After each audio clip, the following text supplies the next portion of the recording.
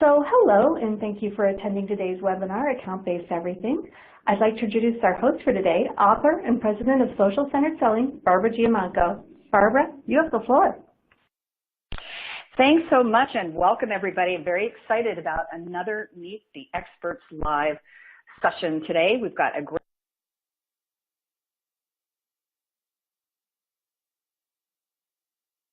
program for you, and we are going to be talking about account-based everything. So you've likely heard the buzz about account-based marketing, but today my guest and I are going to talk about a little bit of a twist on that whole idea, which is account-based everything and why that's important and what it means to you and your business. During the session today, you're going to hear about the 5 defining characteristics of account-based everything, the macro drivers that are powering this movement, and how that impacts the 3 critical revenue objectives. You'll learn how to determine the ideal target profiles to focus on and the process needed in the organization to support your objectives, the alignment points for delivering personalization at scale, and of course, some ideas and a framework for helping you to get started. As we already mentioned, please do tweet during today's session at #MeetTheExpertsLive. So with that in mind, I'm very excited to introduce you to Craig Rosenberg, who really, in our circles, needs no introduction. He is the founder and chief analyst at TOPO. Craig is also known as the Funnelholic, and he writes a popular blog at funnelholic.com. Great content. I really encourage you to check out his blog and follow Craig on Twitter. So, Craig, welcome to the program. Thank you so much for having me. I'm very excited to talk account-based with you, and I'm ready for all of your insightful questions. That sounds great. Well, so let's kick it off, Craig, by having the audience get to know you a little bit better. So why don't you go ahead and briefly tell us about yourself? Sure. So you introduced me as the chief analyst and co-founder of TOPO. I'll start there. We're a research advisory and consulting firm. We're focused exclusively on sales and marketing. The difference between us and other groups is that we're focused on studying, researching high growth companies to figure out what they're doing across their demand generation, inside sales or sales development, and sales organizations to look for the strategy, people, process, technology, and tactics or plays that they're doing to drive their incredible growth. That last thing I said, which is the tactics and plays, that's really important because one of the reasons we started the business was, number one, everyone wants to know what the best companies in the world are doing. But number two is there was a lack of specificity in the market on kind of what to go do. Everyone could find anywhere, frankly, if you went on Google or, cruise the blogosphere, you can get high-level concepts. But sort of figuring out what to do, there was a real gap in the market, and that's why we started TOPO. So that's that. And the way I got to TOPO is interesting as well. I spent 5.5 years as a consultant building sales teams and inside sales teams here in Silicon Valley, and then spent 5.5 years as the VP of marketing for a business media company called Tippett, running industrial strength B2B demand generation programs for high-tech vendors. So I've got that experience from the top of the funnel all the way through close, and it's what I bring to TOPO. And as we start to talk about account-based everything, I think that background will really make sense. So that's me, and I do appreciate the opportunity again to speak with everyone, and I hope that today is really meaningful for everyone here. And I can tell you that my background helps, but the studying of the best companies on earth is where I really get all my information. Well, that's outstanding, and I've heard you speak many times, Craig, and always impressed with not only your expertise, but just the depth. So I know that our audience is really going to get a lot out of what we talk about today. So, account-based marketing, at least for me, just kind of sprung into my awareness early last year, perhaps late in 2014. And it's a pretty hot topic. In fact, I was just curious this morning, so I did a quick Bing search, and I found some 84 million plus results popped up related to account-based marketing. And also, in fact, in last year's Serious Decisions 2015 State of Account-Based Marketing study, it revealed that 90% of marketers believe that account-based marketing is a true must-have. So to kick it off and to give some perspective, let me kick it over to you, Craig, and tell us about the drivers that are really empowering the account-based marketing movement. Yeah, I would say that was the perfect setup, right? And I'm pretty sure if you search Bing in a month, that number will grow by 35, 40%. I mean, it is the topic du jour. And I just want to say, because I know, when I talk to anybody in B2B sales or marketing, they're wary of, it's sort of this conflicted, feeling where they're excited to learn about shiny new objects, but sometimes wary of the lasting power of the shiny new object. And I think, that account-based, what's really important here is both how we got here, but also a grounding in the fact that we've already been here. So let me tell you, and I'll explain that in a second. I wanted to create a mysterious sort of thesis to this slide, and then I can talk through it. But what we've seen so far is that, we spent probably 10 to 12 years here in this, sort of digital marketing revolution. And, it's been amazing, right? We've been able to use the internet. We've been able to use digital means in order to, generate demand and to reach our customers. And that's been great. But what we found is that, this whole idea of, driving everything through content, inbound marketing, et cetera, while that can feed if you have a large target market, or, you're trying to feed an SMB or a mid-market type of inside sales team, what it missed was it couldn't pinpoint the accounts that you really cared about and wanted to sell to.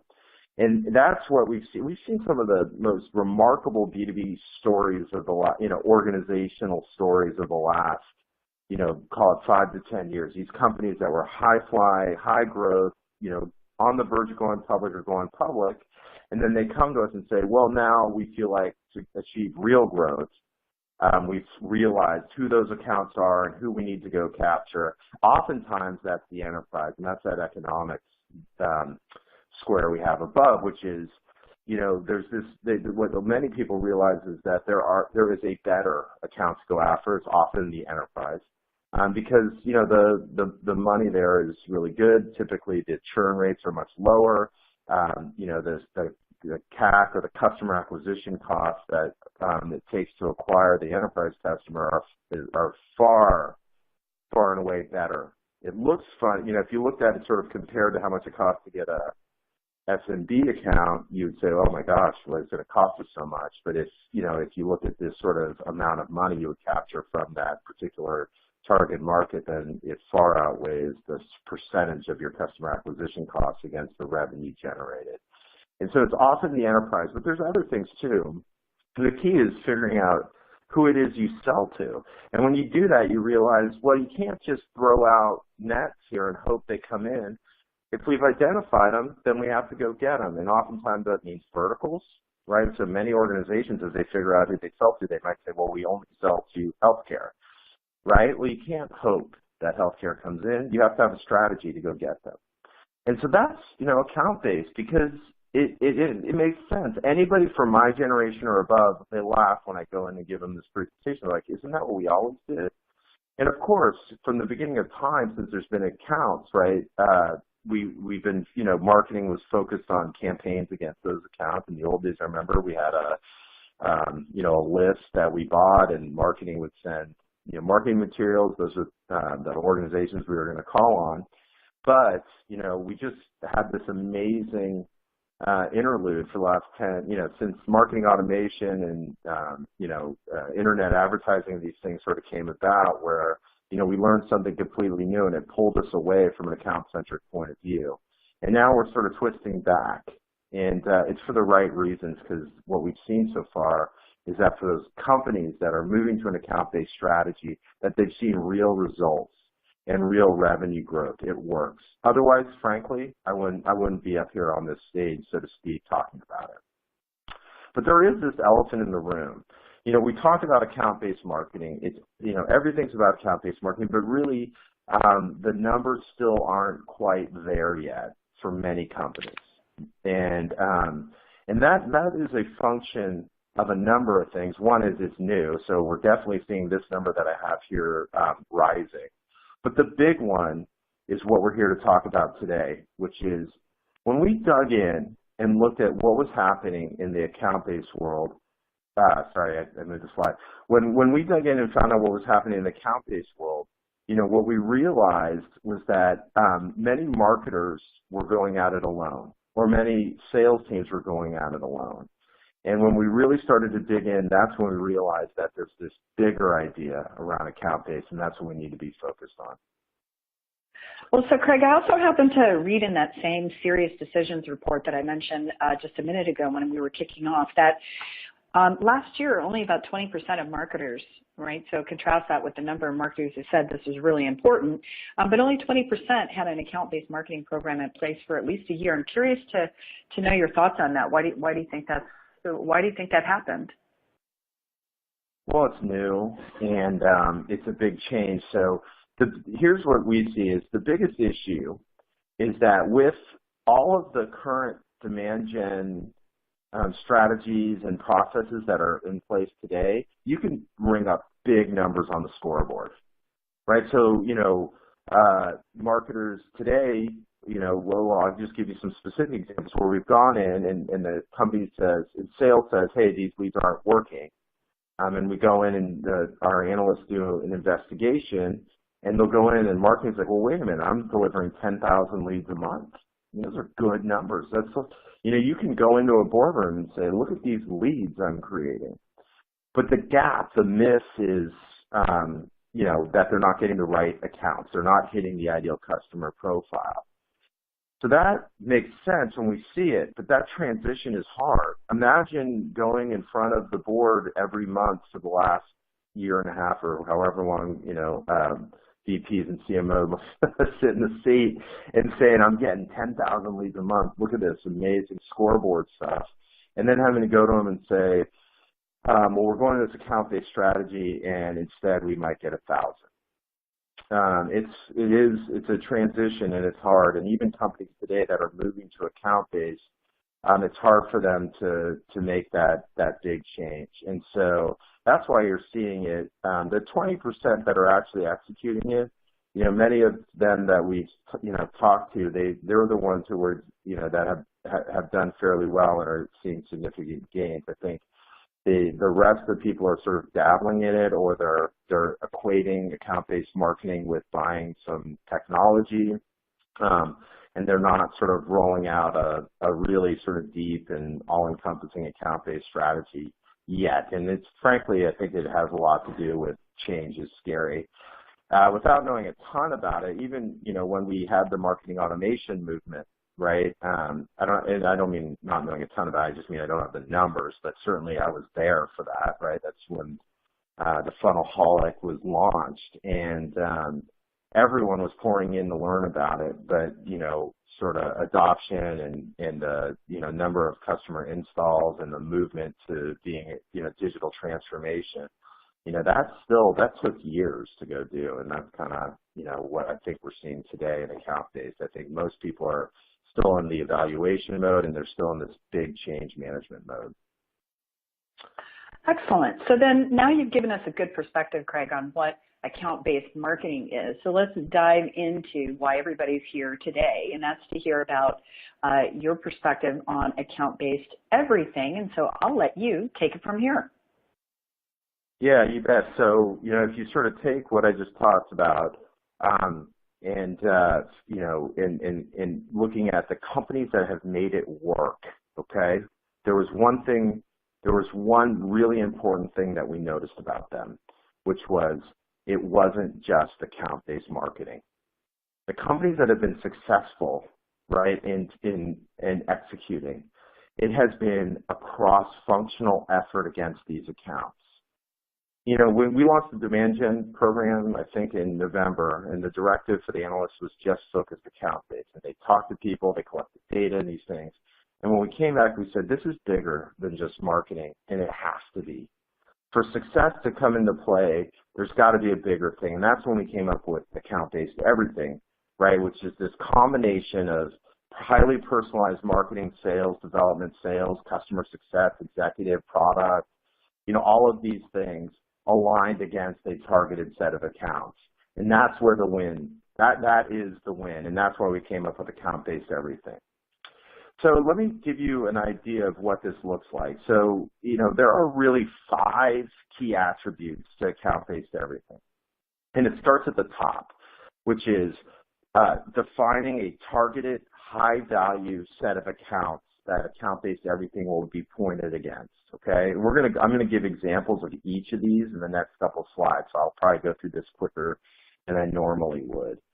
The second is that, you know, intelligence drives these programs and campaigns. And if I could juxtapose that against what we typically do today is, yeah, I'm not saying we're not intelligent about it, but everything we do is one-to-many. So we use our intelligence to figure out how we can get the most people. And in the account-based, it's about how to get that account. And in order to do that, we have to be smart about that account or that set of accounts and what we're going to go do, and intelligence is the key to that. The third is orchestration. So remember, account-based everything is across all the different organizations that are available to us that touch the customer. And in order to sort of be truly account-based everything, we want to orchestrate valuable touches across marketing, sales development, sales, customer success, account management, executive to executive. Whoever's going to talk to them, we want to think about, like, what is that customer experience from start all the way through the life cycle. And that is really, number 3 is really the big thing, right? It is moving it from silos to actual true alignment and working together across multiple organizations to deliver a truly remarkable customer experience. Number 4 is the perfect sort of add-on to that, which is it's about being valuable, which everyone say duh, but the second part is the most important. To be truly valuable, this has to be as personalized as you can do at scale. And that is really important here because the difference between having millions of potential accounts and instead having hundreds or thousands means that we need to increase our conversion rate against a smaller number of at-bats. I don't think anybody, right, disagrees with personalization will convert. And everyone agrees that the more personalized we can be, the higher the conversion, right? The question is, you know, how much is enough, right, in order to sort of manage scale, and we'll talk about that in a little bit. And then the final thing is when you do account-based, you basically are saying these are the target accounts we're going to go after. There might be some change to that quarterly based on what we learn, but we're burning the boats. We are committing to these accounts, and we are going to run these coordinated campaigns with a set amount of touches against this account or these accounts over the course of time. And if you, again, sort of juxtapose that about how we think today how we think is, well, I got 5,000 leads from this webinar. Instead, we want to say, well, against our accounts, have we been delivering the requisite amount of touches, highly personalized touches, against these specific accounts, right? It's a different point of view. Instead of looking at a big macro number on what we did, we're going to look at, you know, how did we do against these accounts? And it is a shift in point of view. And I'll go into each of these specifically in the next couple slides. So the first one I talked about is what we call defining the ideal customer profile, okay? And that's where you are, you know, you're basically trying to define the accounts that are most likely to buy from you, right, with a viable economic threshold. Another way to put it, though, is to say these are the accounts that, you know, sales today, rightly or wrongly, can look at an account and say, I want, you know, that's an account we should close. And what we are saying is, yeah, that is the thing that we miss, right? If you talk about what I was talking about before, it's like we were creating all these leads, and then we were trying to say, no, these leads are good. That sales was always saying, well, I can look at an account, a person, and say, this is the right kind of person we want to go to. Now, is that the perfect way to do it, the gut thing? No, but the idea is the same idea, which is we are going to look and decide who are the best accounts for our product that we can sell, and we can sell in a reasonable amount of time, by the way.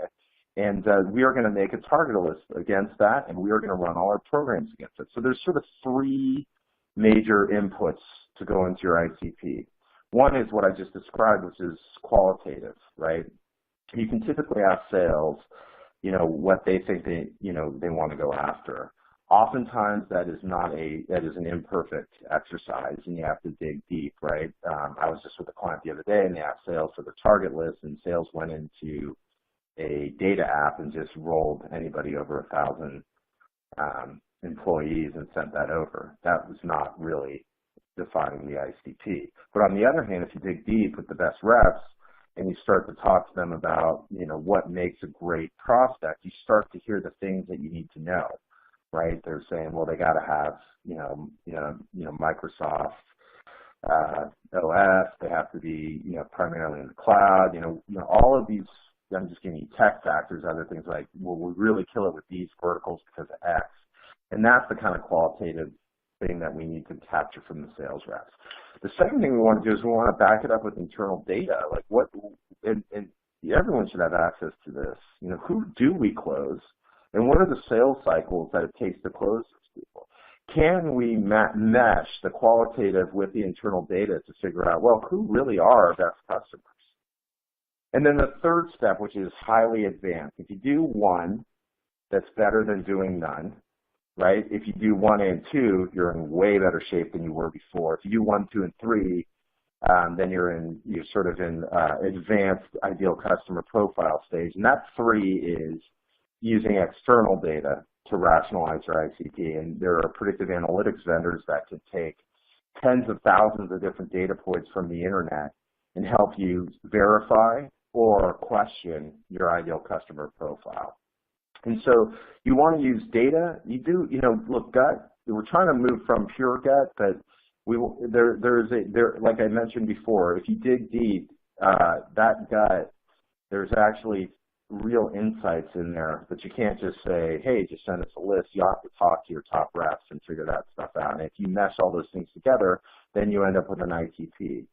From that ICP, then, this target list becomes the most important next step, which is, can you take those accounts, right, and ensure that those accounts are represented in your CRM, and all the key stakeholders that we care about for those accounts are represented in the CRM. Now, that is actually, it's surprising how different that is for many companies today. Because again, we've been filling our CRM with all of these quote-unquote leads. It's just this activity of taking that step back and saying, no, who are our target accounts, and are we covered in all of those accounts?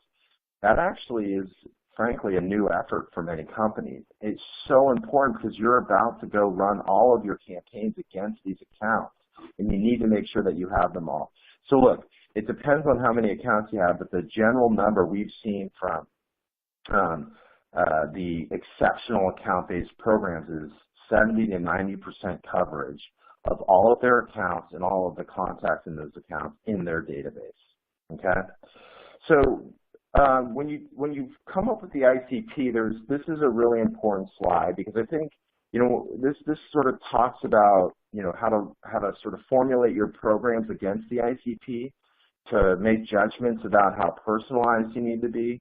And which is often, again, the question. Like I said before, I think everyone knows personalization and customization works, right? That's obvious to so many people. The question is, how much do we do? And in this case, what we found is companies will segment that ICP, right, based on lifetime value of those accounts. And then they'll segment it and create different programs for each one. So if you look at the way we structured this triangle here, the top is your high value.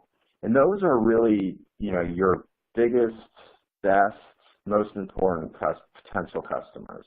And really those should be as 100% customized, right? We want to assign count teams, which I'll talk about in a minute, and we want to have dedicated count programs to get into those accounts, okay?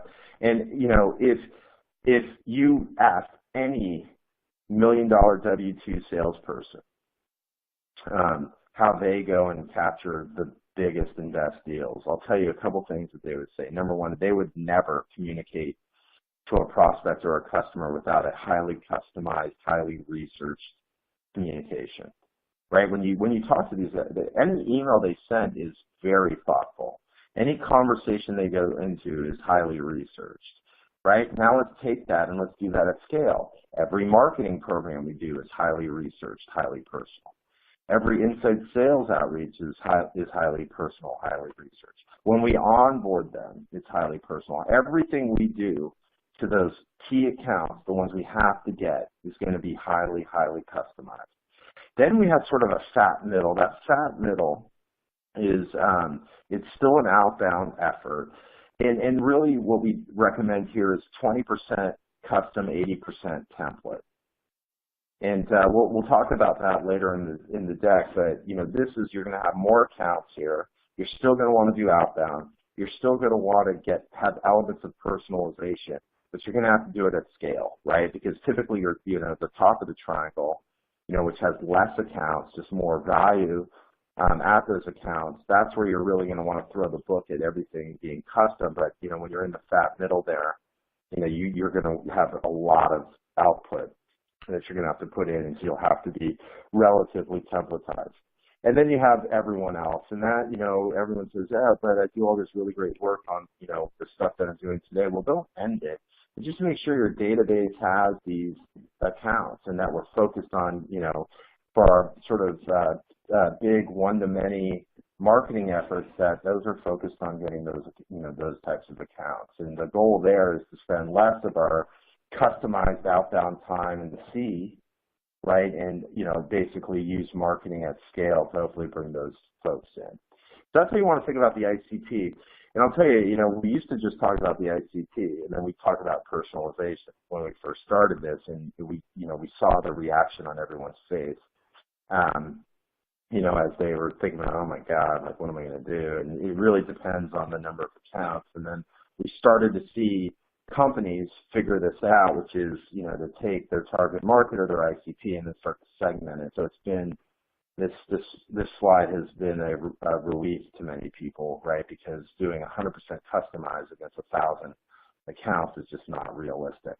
So that's how you want to think about it. And I can tell you that a lot of companies that are enterprise focused, so big company focused, you know, the top of the screen, that is actually not very new to them. That's how, as I mentioned, that's how their big time sales reps sort of approach things. What is new, though, is the orchestration and coordination against those.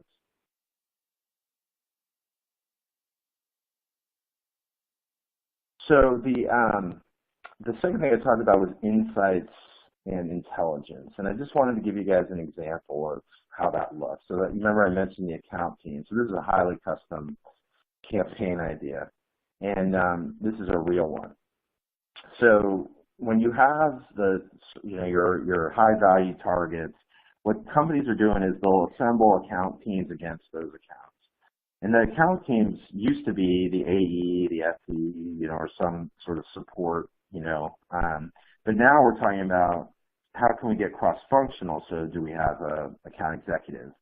We have an executive sponsor for that account. Do we have an inside sales or an SDR? And we have to have someone in marketing. They can have other responsibilities as well. Don't worry, you don't have to have one marketer for each account, although if you're a really big company, you probably could. But you do want to have a marketer that's a part of this process and on the account team. Those account teams are going to meet quarterly, annually, many ad hoc meetings along the way, because what they're trying to do is, instead of locking the intelligence about the account in the AE's head, right, is to share those insights with everyone on the account team. And here's an example of what they did. So this was a company that was targeting Frito-Lay. They realized that, you know, they had an effort this year to to basically improve their, in-store promotion effectiveness, right? And what they did was they created a campaign across everything against that initiative at the company, right? This is something your good sales reps should be doing, but now we're going to do it across everything. So what there's this step in here that says custom offers, but actually you want to know the secret in this example in particular, they took stuff that they'd already created, okay? They changed a little bit in it to make it look like it was for Frito-Lay, right, which is the target company. So they had this information about in-store promotional stuff, and they crafted it for Frito-Lay. So instead of a white paper that was generalized, it was a white paper for Frito-Lay on how they can go do this stuff, okay? And then you run these themes across, all of your different outreach points. So, you're sending a direct mail about, in-store promotions. You're sending email. You're sending your outbound messages are about that. You're doing advertising towards that account on that topic. You can see here how we took insights and we were able to leverage that to create custom campaigns. So that's against your top of the account base. But you can also do it at scale. You can have account teams against multiple sets of accounts and try to find schemes against those. Let's say it's a vertical, right? This is something your product marketing is already doing. But can we, take that and the insights that sales or inside sales is getting from interacting with these clients and make some generalizations that are specific to that set of accounts. You can run a very similar campaign against multiple companies, right? The idea here is let's get smart, right? Let's get as close to one-to-one as we possibly can at scale. And the way you do that is with insights and intelligence. Craig, I really love this, especially the Frito-Lay example with the white paper that's tailored right to them, because it speaks to how important it is to focus on what the buyer cares about, right? And so when you do that versus sending just a generic, it really shows that you've done some homework, right? You've spent some time thinking about what's important to them. So I think that is a really important point to kind of drive home here, which I think you did a great job with. Well, so think about from your perspective, right? One of your famous stories in your famous article in the HBR and stuff you've been talking about was that sales rep, I think it was down in Atlanta or whatever, who was, following an account on social, right? And, got the insights about how they felt about a particular competitive product and leverage that to reach out to that, to that prospect. And that's, it's stuff that you're trying to help sales go do, right? Is can you go gather intelligence and then use that intelligence to be relevant in every interaction that you're making with clients. So I have no doubt this resonates with you. And what I'm doing is, let's take what Barb teaches an individual contributor, right? And now let's run that across all the available potential channels we can do. And then it becomes really powerful. So I have no doubt that I know your work and I know how much you talk about it. And you and I both have seen that it's made a substantial difference in how individual contributors engage with customers. So the premise here is, can we take that and can we run that across everything that we do? It's pretty exciting. Absolutely. Love it. Love it.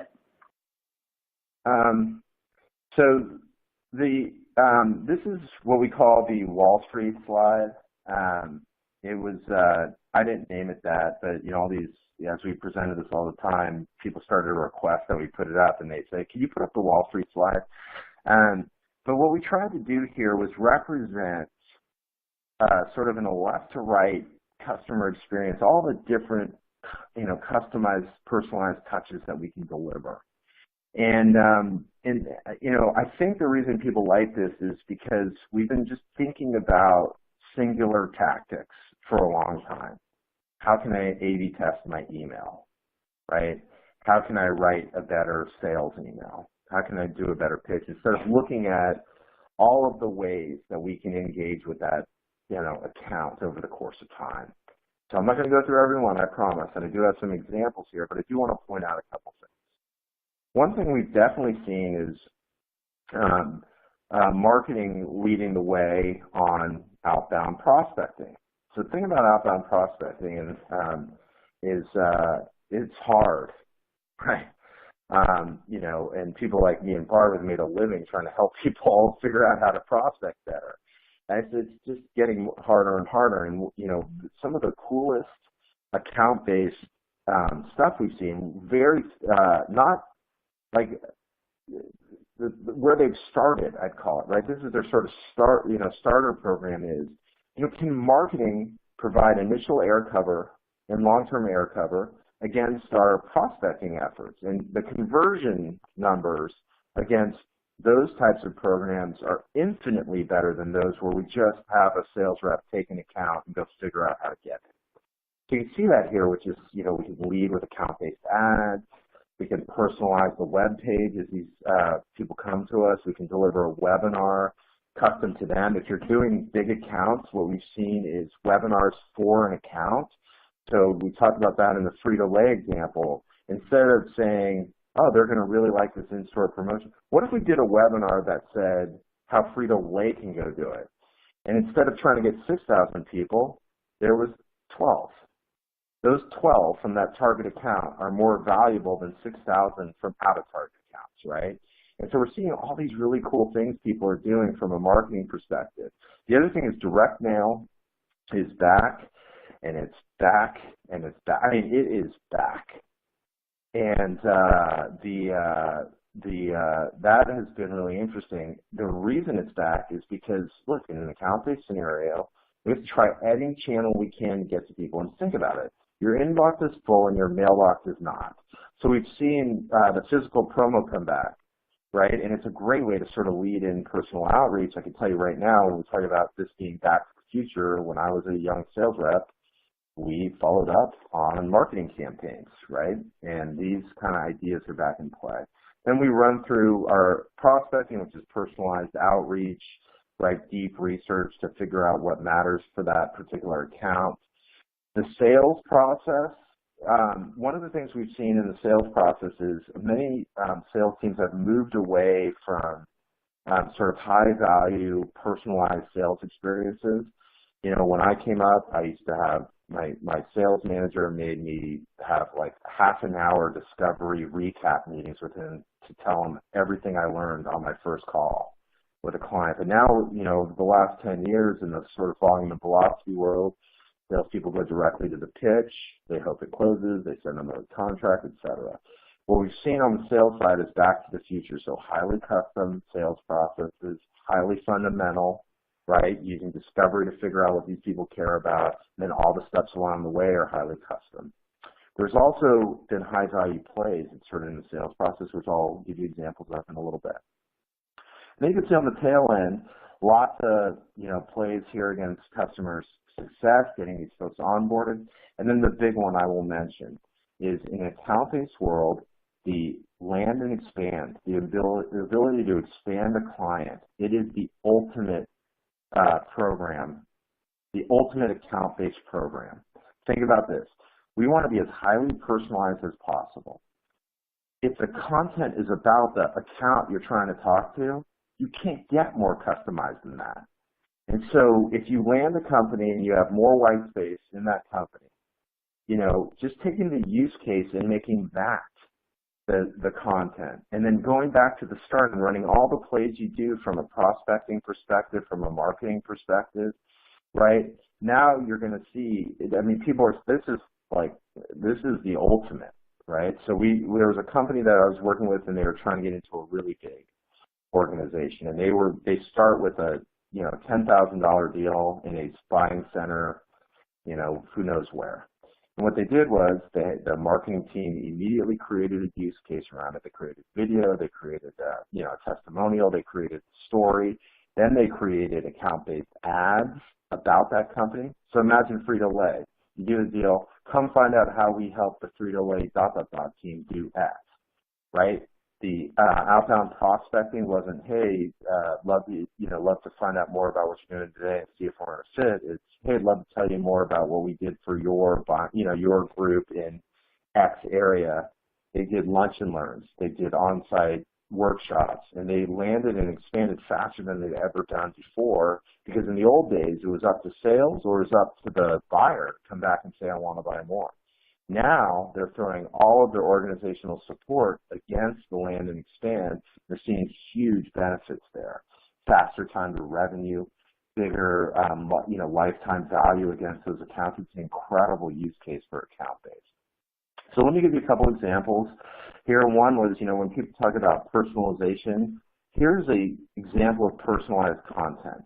Okay, this is a 20% custom, 80% template. It's actually 5% custom, 95% template, but I couldn't break my earlier talk about the 20/80. This is actually a really simple way to create custom content. So what this company did was they did software audit software, and they would go through the discovery process. And when sales was finished with the discovery, they would actually turn that information they gathered into an audit, right, that produced this piece of content. And you can see here in the circles, they changed the name of the company, they had these little ratings, and they created a score, right, of how ready these people were for their software. And they created that content, and it allowed their champion to go sell them internally. It created content that marketing could send to other executives in the organization that was about them, and frankly, drove fear, uncertainty, and doubt at those companies. So it's easy, right? They created a one-time template. Sales was already doing discovery, which is the art of asking questions about the account. And they were turning that discovery into fully custom content. Really cool. The other thing we talked about, personalized messages. We've seen some incredible work on outbound prospecting. I talked about that example that Barb shared a lot, which, when I first got to know her, is because I saw that write-up she had done. It was just such a great story. So I have one, right? So this was an account team trying to get into Starbucks, and this was their 24-year-old sales development rep, which is an inside sales rep in charge of prospecting. And she said, all right, we got to get into Starbucks. And I said, okay, great. Who do you want to get to? She said, well, I'm going to get to the CEO. I said, all right, you're crazy. And what she did was she met with the account team and product managers to craft this, what I think is incredible. Even it's like a blog post, right?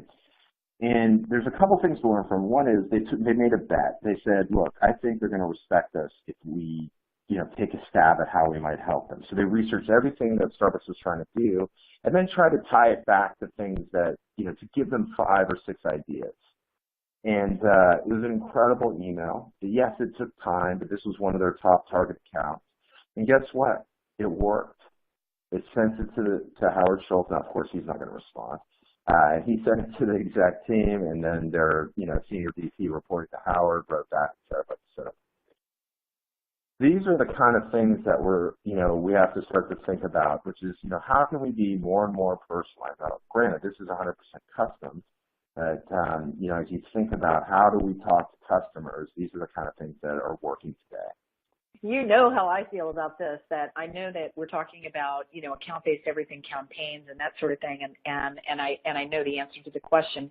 I do believe that all sellers need some assistance inside the organization to give them some training on how to better craft the messaging that they are using, especially in that first touch to try and get that sales call. Because I'm sure that you will agree with me, as probably everybody listening, most of the sales pitches I receive, the emails I receive, they're just bad. I mean, I want to call people and say, please stop doing that. So I love that you're talking about the personalization. Yeah, but I think you brought up a good point, though. I think, and I'm sure you've seen this as well, which is it's not every salesperson can do it. Right. And, so why can't you do that? Many of the best ones, the ones who make the most money, that's their instinct. And they're good at it. And training it is really important, but supporting them, I think, is what you mentioned when we first started, and that's really important. In this one, this was these account-based, they're assigning account teams, and they have, stakeholders in the organization that can help them. One thing I saw, I think you'd enjoy this, was account-based team, Fortune 2000 focused, and they only run literally sort of 3 campaigns against accounts at a time because they have lots of potential stakeholders. I'm talking about like 40 to 100 in account. And so they really limited, right? When they're doing their outbound programs, it's like 3 at a time. But what they did was they had product managers, internal evangelists, internal experts help craft relevant emails and relevant sort of use case mentions in their emails, and help sales. So sales knew what to write, and then product gave them some of the big content pieces that would be relevant to them. They get a 60% open rate on their initial emails, a 40% reply rate. And when they go do this, they're getting like 14 to 16 meetings at that account within a month and a half. And it's because that personalization, which we all love, but they're giving them support to go do it. They're not just saying, hey, I'm going to train you up. I'm going to help you. Tell us what we should do to get into this account. And they meet with these teams and they go craft these campaigns just like a marketer would. It's really cool stuff. Yeah, I think it's excellent. So on the Yeah, I knew you'd like that. There's certain things I knew you'd like going into this, Barbara, you know. The sales, one of the changes in account-based versus your volume and velocity demand gen program. So a volume and velocity demand gen program, you're going to bring all these people in, and you get to sift through them and figure out whether you want to work with them. In an account-based program, we have to work with them. If I have 20 accounts on my target list, I got to find a way to get to them all. So you can't, the sales approach of, hey, I'm going to go and qualify them. Well, there's no deal right now. I'm going to throw them out. That actually is not productive here. We have to build long-term relationships with these organizations. So we're seeing these really cool plays that are being run mid-sales cycle. One of those is customer workshops, right, where you're essentially, instead of saying, hey, I want to come in and pitch the product, you're working with your champion and saying, we have this expert team that can come in and, talk about a strategic issue and work with multiple stakeholders to talk about that topic. I'll give you some examples in a minute. And what this does is it allows you in the door, it builds trust, it fills gaps in account research, and it's something of huge value to that customer. That lets them open the door to you. Instead of saying, hey, I'd love to get all these guys in a room and, demo the product, it's like, we have this new way of looking at how you do, social selling. And we want to come in and, have you guys talk about your sales process and what you do today and show you some of the areas where this idea that we don't sell, right, can fill in the gaps. And there's just really cool things happening. I'm working with a company that sells to banks, right? And, banks are, they can be difficult to sell to. And the first instinct of everything that they were getting from a sales perspective is not now, not now, not now. So they said, okay, well, how about this? We'd love to come in and talk to you about what we're seeing in the world of lending and pricing and all these kinds of things, right? And then, they can come in there and talk about that, talk about what everyone's doing today.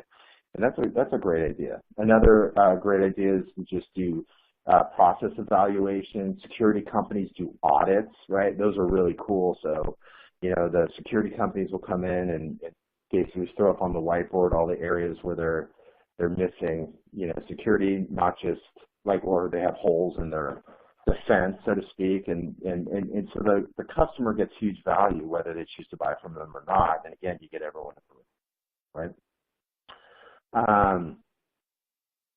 And then account-based everything is burn the boats, do everything you can to get in those accounts. And that's why we talk about this high touch, high frequency. I mean, instead of looking at how many touches we do overall in the marketing program, how many touches are we doing against an individual account? And it's a big commitment. It's something you want to track, look at, and run with. And so I can do a really short slide on the end because it's just a big point, right? Which is instead of looking at the world in aggregate, and instead we're going to look at an account perspective. And so that's it. That's me. I will hand the mic back to Barb, and I'm sure I talked too long, but let me know if there's any questions. No, you did not. This is perfect. We'll segue into taking the questions, Craig. So, I mean, you've given us so much great information here and made a pretty compelling argument, I think, a pretty compelling case for why you want to go beyond just account-based marketing and incorporate these other areas. And so I really appreciate all that you just shared. So we do have a few questions from the audience, and I think you just answered one of them, which is, let me just pull it back up here. You know, one of the audience members said, hey, when implementing account-based everything, do you recommend baby steps or jumping all in head first? And I think you said burn the boats and make the commitment, right? Wait, now, tell me again how the question was phrased. The question is phrased, when implementing account-based everything, do you recommend baby steps or jumping all in head first? I love that baby steps. That's why. Sorry, I had to have you repeat it. But yeah, okay. No, I believe strategically you burn the boat. So you decide that, you know, you're going to go after these accounts. I don't believe you should turn off anything you're doing today. I think you should, most people have multiple programs, right? They have their sort of general demand gen programs, and as long as they're, you know, driving some value to you, then, you know, I would not shut them off. But what I would say is decide on the target accounts you want to get to and burn the boats against those target, you know, whoever's aligned against those target accounts, then you want to burn the boats. Now, there are baby steps in terms of what you go do, right? But like, this doesn't work if you're not committed to target accounts. And so there is just something everyone asks me is, okay, how about this? Just start with creating a list of target accounts, use as much data and, feedback as you can to go create this target list. And then, you know, point your outbound prospecting against those target accounts and just work together to try to create at least personalized outbound prospecting. Then layer marketing on top, you know, and you will see benefits already right there. So, you know, you do want to burn the boats against the accounts, but like in terms of activities, you can start with how don't do don't do spray and pray prospecting. Start to prospect against those accounts. Start to personalize how you go against those accounts. The faster you can get marketing integrated into that, the better, but I understand if you want to get started right away, it's easier to pick up the phone than it is to, send an email than it is to get marketing going. We've seen companies get their marketing programs up in a month and a half, and that's fast. And so, you know, I do believe you should start today. Step one is to find the ICP, create the target list, and you can start with your prospecting, but get that marketing integrated as soon as possible and then start to integrate all the other things along the way. Excellent. That sounds like some great actionable things that people can do to get started. So without knowing it, you already knocked off one of the other questions that's come in from the audience about how to kind of get yourself going. So one of the other audience questions, Craig, is who owns that account-based everything strategy inside the organization? I mean, who's the exec who's really responsible for making that happen? Is it a team effort? Is it one individual? What are your thoughts on that? Well, marketing should project manage the orchestration. They're better at it. You know, you have sales leaders as your customers. You know how it goes. You're in a meeting with them, and a big deal comes in, and they have to answer a question. They're gone. Right. And you want them to be gone. You know, I mean, it's like, oh, I get it. Go get that deal done. So marketing is, and by the way, marketing has those skills, right? They have project management skills. They have campaign creation skills. So marketing should be the project manager, and the VP of marketing should sort of lead the charge. The team, though, is what you mentioned, which is really important. If we're going to go do an account-based everything approach, sure, marketing is the project manager on this, but we'll need stakeholders in each of the organizations that are going to be a part of this to be bought in and part of this, account-based program team. And then the big one, I think, that everyone needs to realize is the entire executive team needs to be bought off on this. And people ask me this all the time. I say, look, if you show a CEO that these are the accounts that we're getting the most business from, they will say, well, then what are we doing spending all our time with everyone else? they will be bought in, that you have to tell them, because you need that commitment across the board, right? And so the owner, the project manager is marketing, but the organization's success depends on full executive buy-in. Excellent. All right, we've just gotten another question that's just come in, and it says, we are doing various versions of account-based everything. We just need to connect multiple activities against the account. Do you consider SWOT a sound place to start for the marketing team?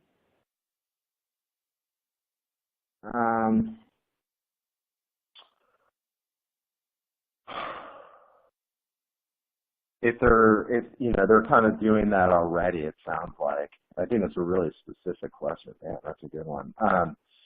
I think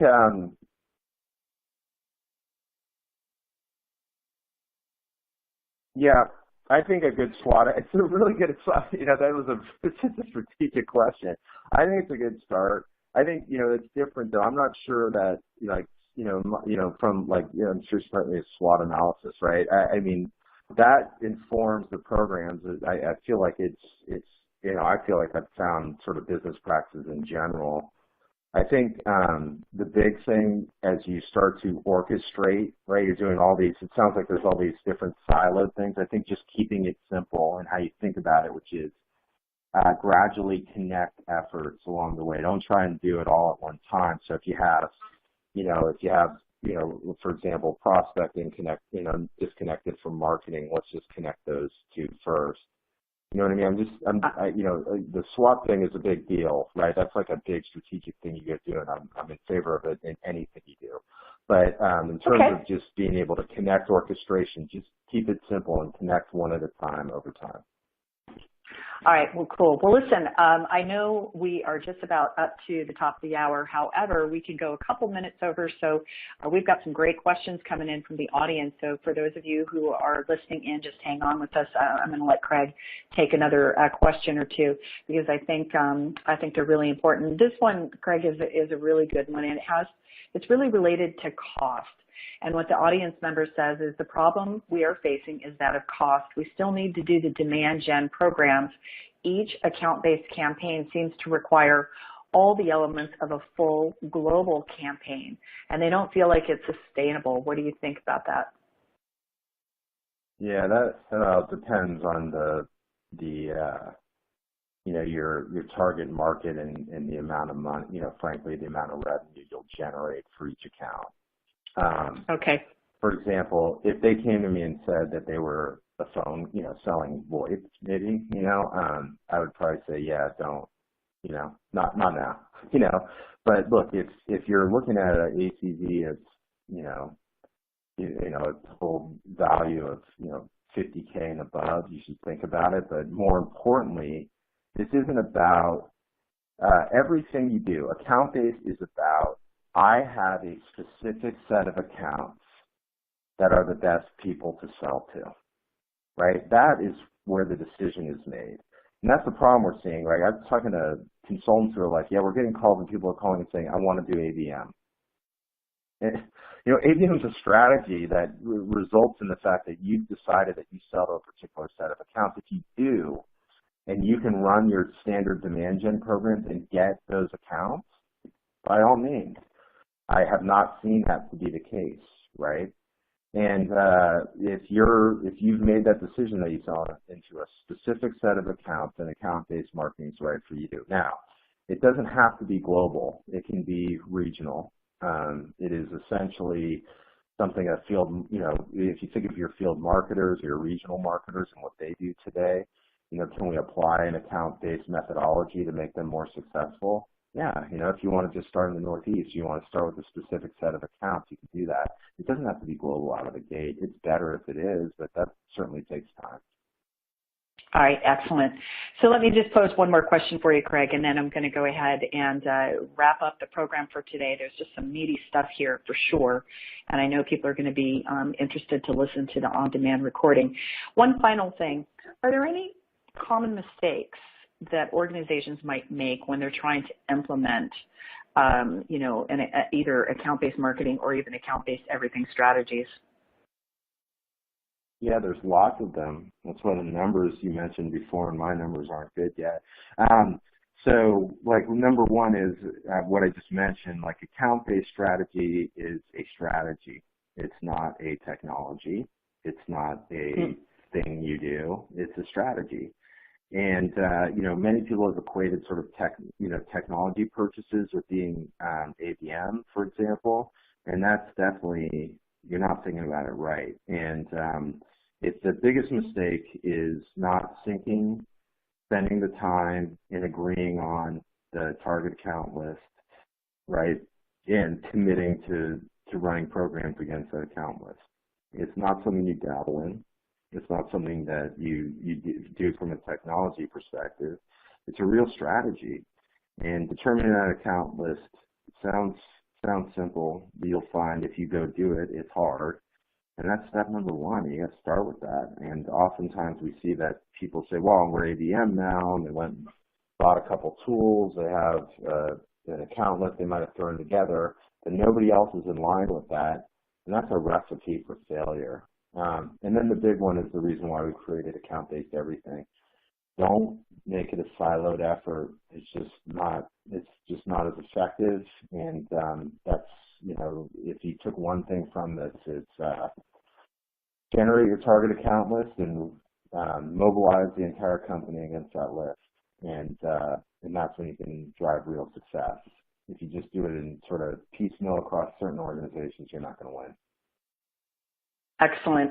Well, sadly, Craig, I have to wrap up the program, but you have just delivered some, great insights and perspectives about account-based everything. And I think it's fair to say, it pops up the framework that you and your team have developed around account-based everything. I think it's fair to say that putting this into application can get into some depth. So for all the audience members listening in today, I want to make sure that you understand that Craig has really given us the high level. He's given us a very compelling reason for why this is so important in terms of driving revenue and improving those overall business metrics. But it goes a little bit deep. So I want to encourage you to reach out to Craig and his team members to talk with them about how they can help you put a strategy into place in your organization using this framework that they have developed. We've got some on-demand related presentations that I think you might find interesting, and we've got them here for you. Power of Sales and Marketing Alignment, Trend Spotters and Sales Makers is really about how social selling impacts one view of the customer. And then certainly a conversation with 3 of Microsoft's top executives inside the organization talking about integration with sales, marketing, and finance. And certainly what Craig has talked about today with account-based everything really makes it clear that alignment inside organizations, it's not a nice to have, it's a real priority. Craig, thank you so much for joining. I know how busy your schedule is, so thanks so much for coming and talking with us about account-based everything today. Thanks for having me. It was fun. You bet. You bet. And thanks everybody who attended the session today. Remember that Microsoft offers the dynamic CRM solution that supports alignment between sales, marketing, and service professionals, enabling them to be much more productive and successful while delivering customer value based on insights, knowledge, and trust. And if you have questions or would like to learn more about Microsoft Dynamics Business Solutions, please call the number listed here on